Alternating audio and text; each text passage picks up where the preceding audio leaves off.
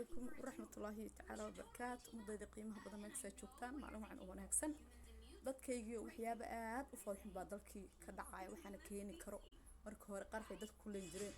haddana balaan kale waxa jira gabar in la kufsado meel laga soo tuuro balaa la kufsado caruurtiisa loo galo la isugu tago waxaas dhaqan uma lahayn in dumarkeena intaas soo rag iyo waxaas marka ummaday dadan ugu dhex jiro dhibaato jirto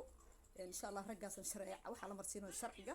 gabadhana cadaalad way helaysaa insha Allah wadada saxda la marsiinaa laakiin aynu isku duubano dalkeena in ilaashano dadka noocaasna qofkii arko waxa waaye hore ha ka geeyo hagu askartii ciidankii bariiska si loo marmariyo marka umada waa idin salaam inaga dhexdeena dib naga taagni dadan ugu dhex jiro oo diiday qarannimadii iyo wanaagii dalkii iyo beedii shalay inay soo noqoto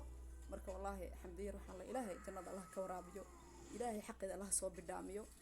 waa idin salaamo aynu isku duubno aqal tir laantii kaligiin ba taagnayn Soomaaliya wanaagsan islaamnimada inay wax ka celiso waxa wanaagsan ibn aadamnimada inay ka celiso umada Soomaaliyeed inta sano burburkii sanadkii la qabanay ma sha Allah 4 sano dawladdu wax badan bay qabatay marka waxay noqotay isbedelkii ballaarnaa in cadawga dalkeena rabeen la kala qaybsado xoog saarayo sidoo u kala jijibin lahaa dad soo adeegsanay annaga marka shacabka Soomaali maanta dalkooda hadaysa badbaadin weligood ma badbaadinayaan waxa la rabaa in banaanbaxyo ballaaran la muujiyo ragga qaranka iyo dalka iyo dadka baabiinayo oo lacag raba qarankood inay ku doorsadaan xaq baa u leedahay dalku wax u qaban kartaa